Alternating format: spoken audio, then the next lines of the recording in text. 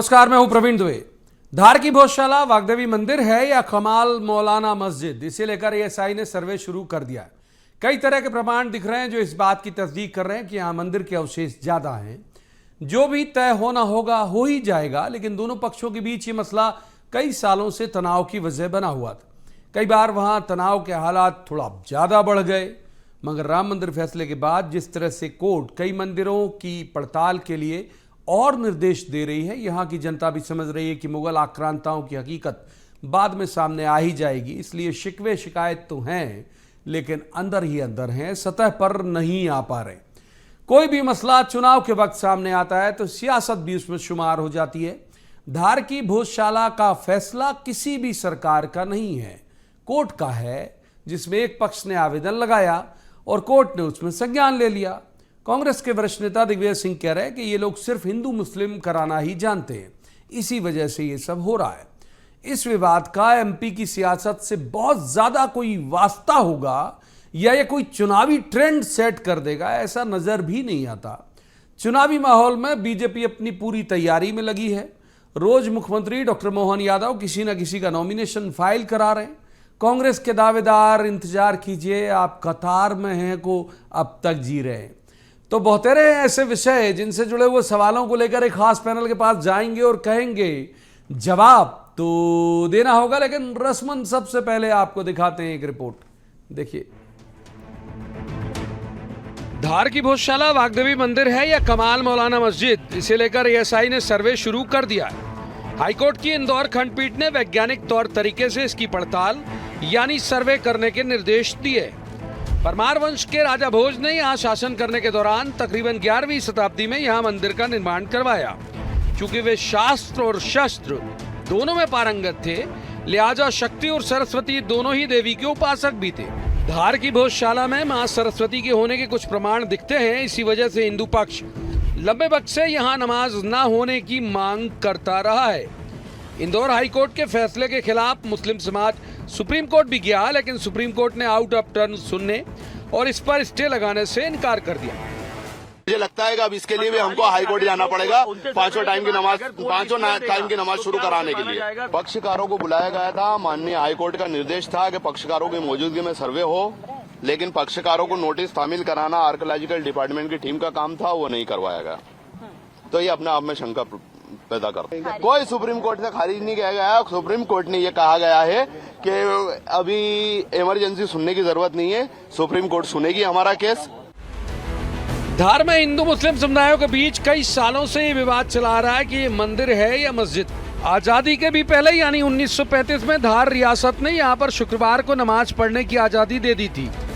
1995 में यहाँ विवाद हुआ तो बसंत पंचमी पर पूजा और शुक्रवार को नमाज की इजाजत मिल गई। बाद में इजाजत मिलती रुकती रही, लेकिन विवाद थमने का नाम नहीं ले रहा था। एक पक्ष कोर्ट गया तो ये व्यवस्था सामने आई। जाहिर है कि ऐसे में सियासत को भी मौका मिल जाता है। कांग्रेस खुलकर धार के मसले को लेकर एक खास कौम के साथ इस वजह से भी खड़ी दिखती है क्योंकि वहां दिग्विजय सिंह है। आज भी उनका एक बयान आया कि चुनाव से पहले ये हमेशा हिंदू मुस्लिम कराते हैं। शहर काजी भी इस बात को लेकर नाराज हैं कि एक मस्जिद को मंदिर बनाया जा रहा है। देखिए, इनके पास और कोई मुद्दा ही नहीं है। हर चुनाव में हिंदू मुसलमान करते हैं। अब उनको अभी सूझा था सर्वे कराने के लिए। बात यह है कि देश में नियम और कानून और संविधान का पालन होना चाहिए। देखिए, उच्च न्यायालय के माध्यम से एएसआई को निर्देशित किया गया है कि 6 हफ्ते में रिपोर्ट दें, और निश्चित ही मध्य प्रदेश में कानून का राज है, देश में कानून का राज है, तो सर्वोच्च न्यायालय के आदेशों का अक्षरशः पालन भी किया जा रहा है। पर दिग्विजय सिंह जी को यह बताना चाहिए कि उनको जाकिर नायक में शांति का दूत कैसे दिखता है। भाई को भाई से अलग करने का काम दिग्विजय सिंह जी करते हैं। हालांकि इसमें कोई दो राय नहीं कि मुगल आक्रांताओं ने कई मंदिरों को जमींदोज किया और उनकी जगह मस्जिद बना दी, मगर इससे भी इनकार नहीं कि ऐसे विवाद यदि सालों तक लटकते रहते हैं तो इलाके में तनाव बढ़ता है। इस मसले में जब तक सर्वे के नतीजे नहीं आ जाते तब तक तो माहौल भले ही नियंत्रण में रहे, लेकिन उसमें तनाव तो घुला हुआ होगा ही। Bureau report, BSTV। उन खास मेहमानों का मैं आपसे परिचय करा दूं जिनके साथ हम इस चर्चा को आगे बढ़ाएंगे। हमारे साथ है संगीता शर्मा, कांग्रेस की विद्वान ऊर्जावान प्रवक्ता हैं। संगीता जी का बहुत स्वागत। दूसरे मेहमान है प्रियंका दुबे, बीजेपी की विद्वान ऊर्जावान प्रवक्ता है, प्रियंका जी का भी बहुत स्वागत। और तीसरे मेहमान हैं सुरेश शर्मा, बहुत वरिष्ठ पत्रकार हैं, बहुत अच्छे राजनीतिक विश्लेषक हैं, सुरेश जी का भी बहुत बहुत स्वागत। शुरुआत करेंगे संगीता जी से। संगीता जी, ये पूरा मामला किसी सरकार के फैसले से नहीं हो रहा है, आप तो विद्वान प्रवक्ता हैं। ये एक पक्ष पहुंचा कोर्ट में, कोर्ट ने एएसआई को डायरेक्शन दिए कि हाँ सर्वे करिए, तो फिर क्यों लगता है दिग्विजय सिंह जी को कि चुनाव आते ही ये हिंदू मुस्लिम कराने लगते हैं?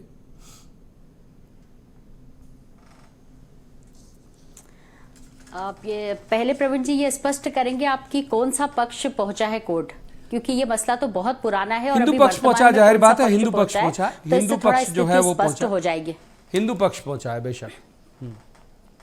जी हाँ, जी हाँ, तो बेशक जो भी पक्ष जो पहुंचा है, तो कहीं ना कहीं इसके पीछे दिग्विजय सिंह जी ने यही अंदाजा लगाया है कि ये पहुंचाया गया है, क्योंकि चुनाव का समय है और भारतीय जनता पार्टी को ऐसा लगता है कि जब जब भी हम इस तरीके के मुद्दे लेकर आते हैं और उन मुद्दों से शायद उनको वोट ज्यादा मिलते हैं, तो इस तरीके से वो उन मुद्दों को सामने लाते हैं जिससे उन्हें सफलता मिले चुनाव जीतने में। परंतु देश का जो सर्वोच्च न्यायालय है, हाई कोर्ट है, सुप्रीम कोर्ट है, उनका सबका जो जजमेंट होता है वो यहाँ की बहुसंख्यक और अल्पसंख्यक और सभी समाजों को देखते हुए कोर्ट फैसला करता है। जैसे भगवान श्री राम के मंदिर का फैसला हुआ, मस्जिद भी बनी और मंदिर भी बना और दोनों ही पक्ष अपनी अपनी पूजा अर्चना कर रहे हैं।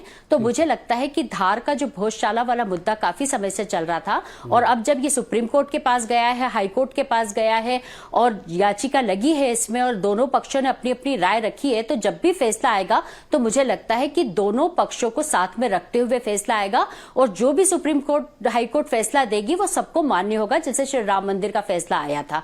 तो भारतीय जनता पार्टी जरूर इस पे बीच में आकर रंग गुलाल फेंकने लगती है। उन्हें लगता है कि इससे हमारा फायदा होगा, नुकसान होगा। प्रदेश की और देश की जनता चाहती है कि मंदिर हमारी आस्था का विषय है और हमें रोजगार चाहिए, हमें महंगाई कम चाहिए, हमें महिलाओं की सुरक्षा चाहिए, क्योंकि प्रदेश की और देश की जनता यही चाहती है कि हम सुरक्षित रहें और हमारा देश सुरक्षित रहे।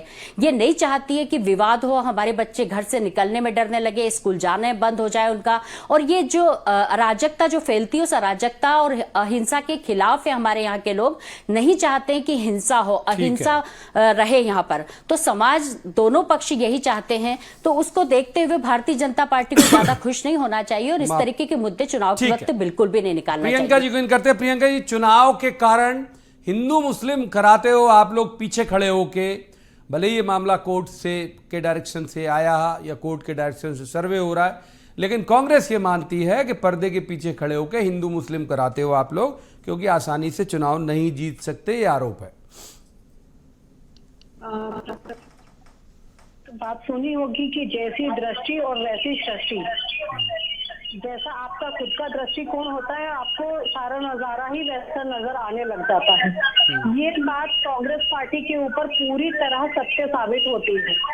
इन्होंने सिवाय जातिवाद की राजनीति करने, सिवाय तुष्टीकरण की राजनीति करने, भाई को भाई से लड़ाने की, या हम कहें कि जातियों को जातियों से लड़ाने की, या हम कहें कि हिंदू मुस्लिम करवाने की, ये राजनीति कांग्रेस पार्टी करती चली आई है। तो उनको हर जगह वही चीज नजर आती है जो वो खुद करते चले आए हैं।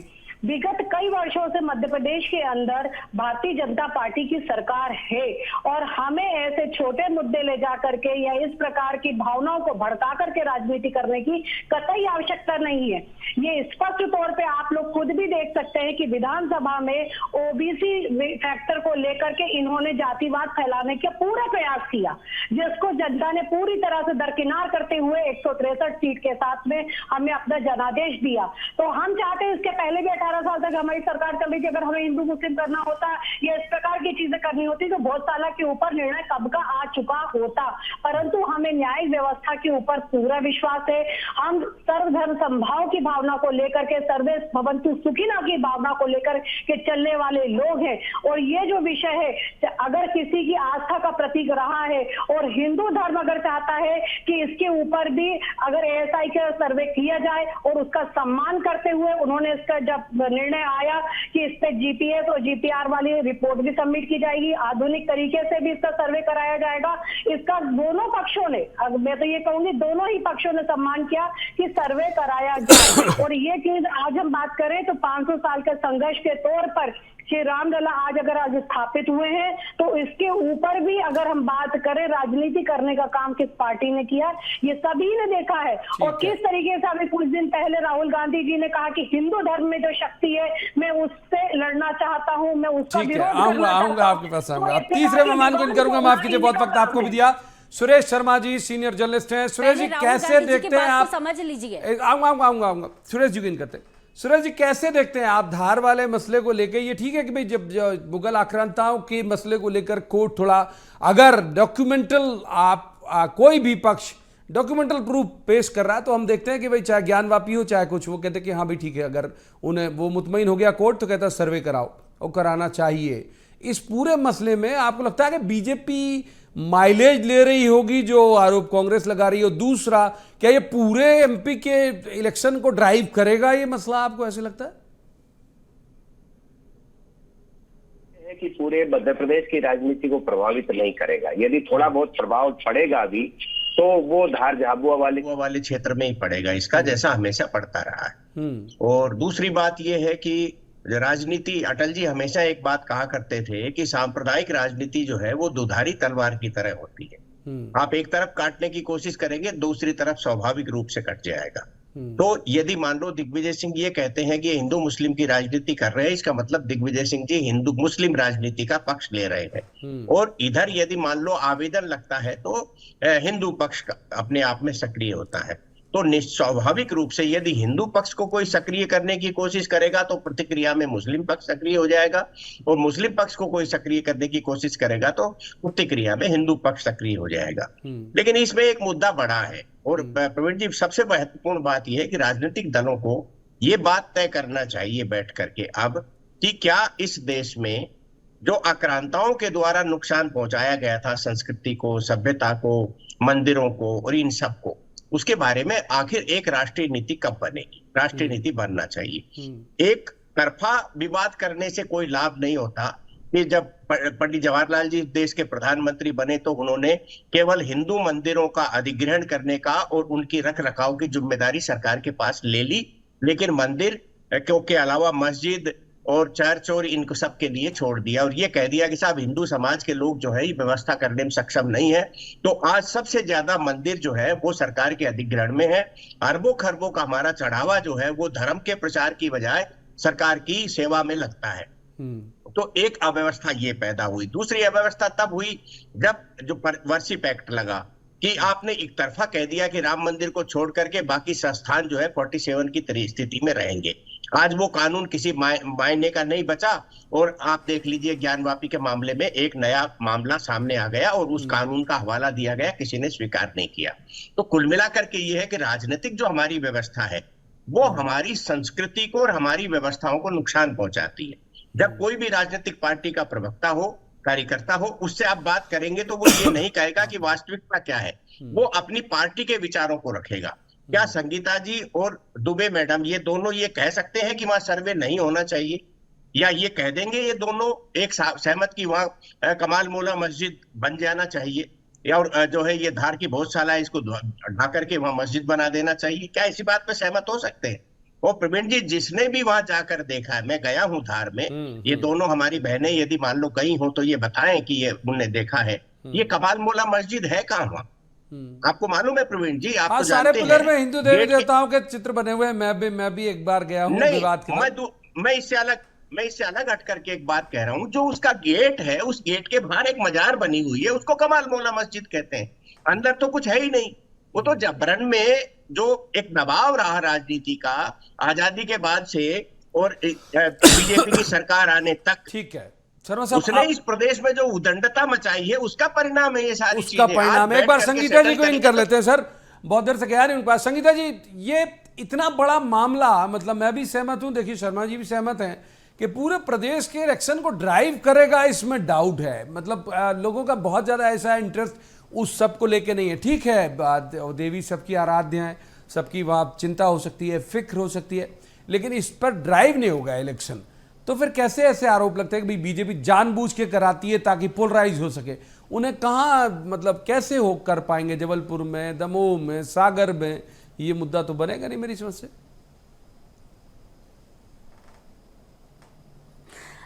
देखिए प्रवीण जी की देश के अंदर आज जो माहौल चल रहा है वो मुद्दों को किस तरीके से कब कहाँ किस समय उठाना है, किस मुद्दे को प्रायोरिटी देना है, किसको एजेंडा बनाना है, ये भारतीय जनता पार्टी अब बहुत अच्छे से तय करना सीख गई है। परंतु अब ये बहुत लेट हो चुके हैं। अब जनता जागरूक हो गई है। जनता इतने सालों से इनसे गुमराह होती चली आई है कि जब जब भी चुनाव आते हैं इस तरीके के मुद्दे उठाए जाते हैं। अब जनता इस चीजों को गंभीरता से नहीं लेती है। जनता के अहम मुद्दे जो हैं, महिला सुरक्षा होना चाहिए देश के अंदर, और जनता का मुख्य मुद्दा है कि रोजगार मिलना चाहिए, महंगाई कम होना चाहिए, किसानों की आय दोगुनी होना चाहिए। अब जनता ये चाहती है। जनता अब ये नहीं चाहती कि आप हमको धार्मिक मामलों में उलझा कर रखें और हमें भ्रमित करें और हम आपको वोट दे दें, क्योंकि इस बार के इलेक्शन के जो रिजल्ट आएंगे कुछ इसी तरीके के आएंगे। और हमारी भाजपा प्रवक्ता कह रही थी कि हमने जाति, समाज, धर्म को लड़ाया, तो मैं आपको स्पष्ट कर देना चाहती हूं कि देश के प्रधानमंत्री को ये क्यों कहना पड़ता है कि मैं ओबीसी हूं? देश के प्रधानमंत्री को मध्य प्रदेश का मुख्यमंत्री ओबीसी क्यों बनाना पड़ता है? इसके पहले भी उन्होंने ओबीसी मुख्यमंत्री को 20 साल तक हम लोगों ने झेला है, आप समझ सकते हैं। तो आप ये बताइए कि देश के अंदर धर्म, जाति, समाज को लड़ाने का एक सबसे बड़ा उदाहरण जो वर्तमान में माननीय नरेंद्र मोदी जी के नेतृत्व में चल रहा है देश के अंदर, मणिपुर सबसे बड़ा उदाहरण है। हमारी बहन को समझ लेना चाहिए कि मणिपुर में हमारी बहनों के साथ क्या स्थिति हो रही है, देखी नहीं जाती है। और जब उस चित्र को देखते हैं तो रहा नहीं जाता है कि वहां की बहनों की सुरक्षा कैसे की जाए, उन पहलवान बहनों की सुरक्षा कैसे की जाए, जिनके बड़े बड़े पदों पर बैठे हैं, मंत्री बैठे हैं, पर उनसे रोजगार, इन पर बात करिए और मणिपुर पर बात नहीं लिया जा रहा है। आपका सवाल लेके जा रहा हूँ प्रियंका जी, जवाब सुनते नहीं बनते प्रवीण जी, ये लोग सुन नहीं पाते हैं। प्रवीण जी देखिए, संगीता जी देखिए, आपका सवाल लेके गया, जवाब तो सुन लीजिए। सुन नहीं सकते हैं क्योंकि ये जानते हैं कि जवाब तो सुन लीजिए। संगीता जी जवाब सुन लीजिए, प्रियंका जी का जवाब ले लीजिए। प्रियंका जी क्या कह रही सुनते कर चुके हैं। जवाब सुनने की भी क्षमता रखिए, धैर्य रखिए। संगीता जी आपको सारे जवाब दिए जाएंगे। जी बोलिए। अगर आप मणिपुर की बात करते हैं तो रखिए, जब मैं बोल रही थी आप बीच में बोलने लगी। आपको इतना डर क्यों लगता है? आप लोग इतना डरते क्यों हैं? जवाब दीजिए ना जो सवाल मैंने पूछे हैं। संदेश खाने पे आपकी एक भी बहन ने आकर के कोई शब्द नहीं बोला। आप चिल्ला क्यों रही है? इतनी विचलित क्यों हो गई है? इसलिए मैं विचलित बिल्कुल नहीं। आपको चिल्लाना नहीं चाहिए ना, विचलित होना चाहिए, आपको जवाब देना चाहिए। और मैं तो कहती हूँ प्रधानमंत्री जी को जवाब देना चाहिए। अगर आप किसानों की बात करते हैं तो मुल्ताई में जो गोलीकांड में मारे गए किसान, क्षमता नहीं है। मैं जब बोल रही थी आप बीच में बोलने लगी। उसके भी शब्द रखिए। उसके बाद अगर आप बात करते हैं तो किसानों के सामने कील बिछा दो। आप तो किसानों के सामने कीले बिछा दो। कांड के अंदर जिस शीला दीक्षित की सरकार में युवाओं का, किसानों का, सबके साथ तो अत्याचार हो रहा है। कैसी सरकार चला रहे हैं आप लोग? कैसी सरकार चला रहे हैं? रोजगार और बेरोजगारी की बात करते हैं तो आप चिल्ला लीजिए। धैर्य संयम आपके अंदर नहीं है और चिल्लाइए। उस पर भी चर्चा की गई है कि आपने अर्थव्यवस्था भी किस तरीके से दरकिनार कर दिया। संगीता जी मेरे को बस तकलीफ आप लोगों की इसी बात पे से होती है कि आपके नेता, अरे चंदे का धंधा कौन कर रहा है ये बता दीजिए। इलेक्ट्रॉन बॉन्ड का पैसा कहाँ से आ रहा है ये बता दीजिए। सीबीआई, आईटी का ठीक है। माफ कीजिए, तीसरे मेहमान को इन करूंगा मैं। अब तीसरे मेहमान को इन करूंगा मैं, सुरेश शर्मा जी को इन करूंगा। आऊंगा, वक्त है अभी, एक सवाल का वक्त का खास तौर पर है ही। सुरेश शर्मा साहब, बीजेपी के लगातार जो हमारे पैरेलल जो है लाइन वो अलग अलग तरह से चलती जा रही है। कहीं पे नई भर्तियां चल रही हैं, कहीं जाके डॉक्टर मोहन यादव सीएम जो हैं वो नॉमिनेशन फाइल कराते जा रहे हैं, कहीं पर और भी बाकी जो बूथ की तैयारियां हैं वो चल रही। उस तुलना में कांग्रेस की तैयारी, क्योंकि हम मसला साइड इफेक्ट इलेक्शन पे होगा या नहीं इस पर से ही जुड़ा हुआ एक विषय ये भी है, तो कांग्रेस की तैयारी और बीजेपी की तैयारी पर आपकी टिप्पणी। अभी जो अपन सब लोगों को खबरें मिल रही हैं उसके आधार पर तो बीजेपी काफी रन कर रही है आगे और कांग्रेस भी प्रयास कर रही है। लेकिन कैंडिडेट सामने आएंगे तब ये समझ में आएगा कि कांग्रेस किस प्रकार का मूड बना रही है। क्योंकि अभी जो बातें खबरें सामने आ रही हैं वो ये आ रही है कि कुछ महत्वपूर्ण नेताओं को बीजेपी कांग्रेस लड़ाने की कोशिश कर रही है और नेता पीछे हट रहे हैं। लेकिन एक संकेत जो बड़ा है वो प्रवीण जी आपने खूब अच्छे से देखा होगा कि जो बड़े नेता हैं कांग्रेस के, उनके क्षेत्रों के नेता यानी उनके अभिन्न जो लोग हैं वो बीजेपी ज्वाइन कर रहे हैं।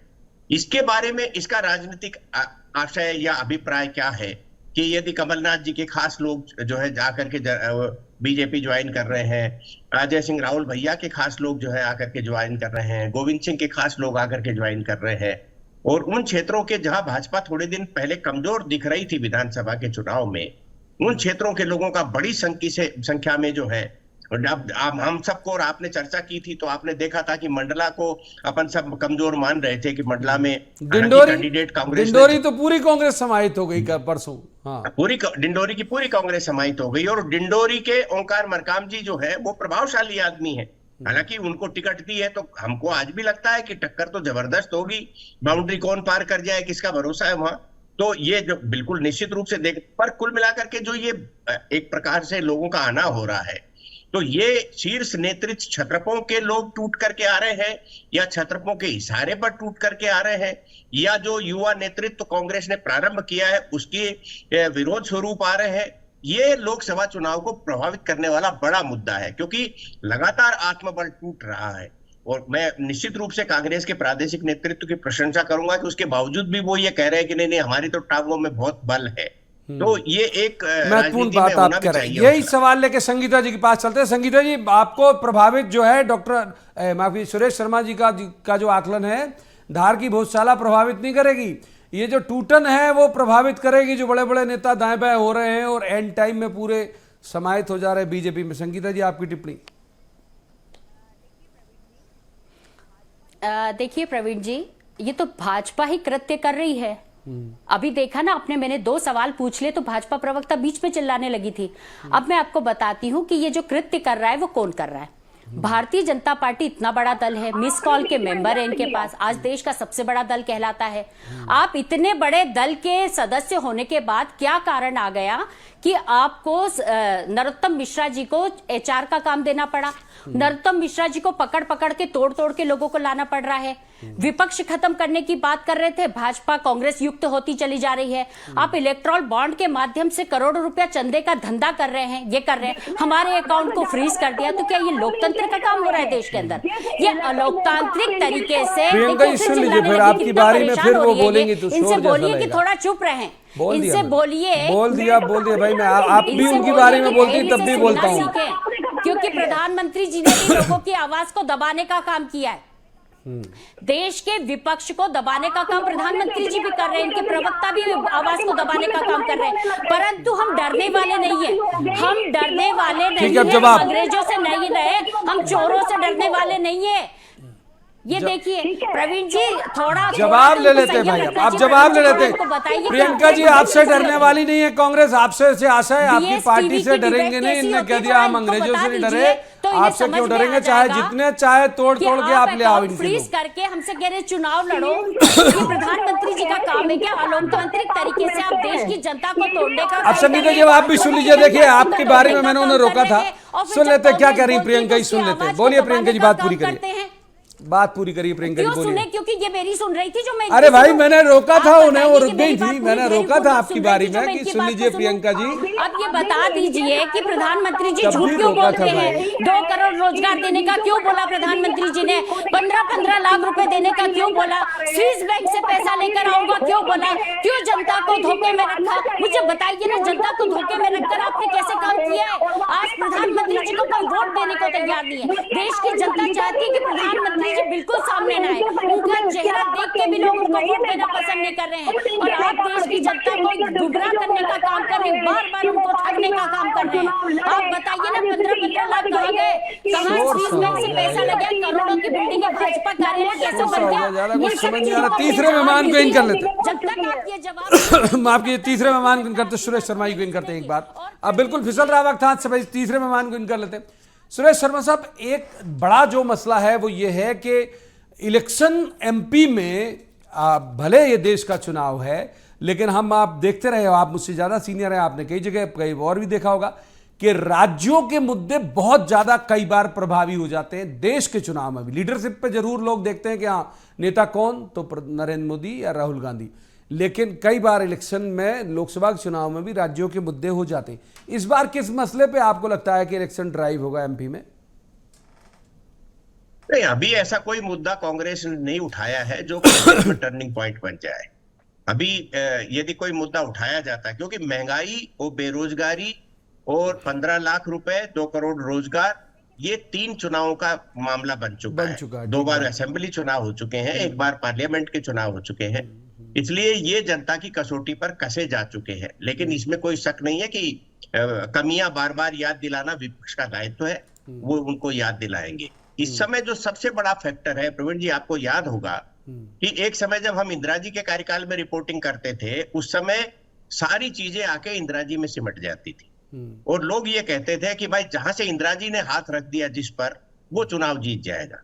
आज वो परिस्थिति नरेंद्र मोदी जी के साथ है। ठीक बात। कोई ना माने, आलोचना करने वाला ना माने, वो विषय अलग है, लेकिन ये फैक्ट है आज की तारीख में कि नरेंद्र मोदी जी जिस नेता पर हाथ रख देते हैं वो चुनाव जीतने की स्थिति में आ जाता है। आप कई जगह के जिसको पोस्टमार्टम कहते हैं ना, ऐसे पोस्टमार्टम हुए हैं। अभी लगता है संगीता जी बीच में मेरे भी बोलना, मेरा आपका विवाद नहीं हुआ है। नहीं होगा भी नहीं सर, और अब माफ कीजिए, किसी तरह के विवाद की वक्त नहीं है, बिल्कुल क्लोज करिए, खबर फिसल गया। सर मेरा जवाब ले लीजिए प्रवीण जी, क्योंकि ये कह रहे हैं नरेंद्र मोदी जिस पर हाथ रख दे वो चुनाव जीत जाता है, ऐसा नहीं है। सीबीआई, आईटी, ठीक है, माफ कीजिए, वक्त इजाजत नहीं देता है इससे ज्यादा चर्चा की। बहुत बहुत शुक्रिया तीनों मेहमानों का इस चर्चा में शामिल होने के लिए, बहुत बहुत धन्यवाद आपका।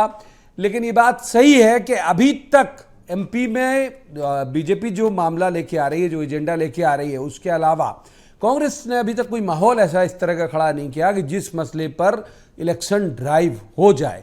बड़ा दिलचस्प होने वाला है इस बार का चुनाव, और खासतौर पर कांग्रेस के लिहाज से भी। आज की इस चर्चा में इतना ही। अब आपसे मुलाकात होगी सोमवार को किसी खास मसले पर, खास पैनल के साथ बैठकर कहेंगे जवाब तो देना होगा। तब तक आप देखते रहिए BS TV।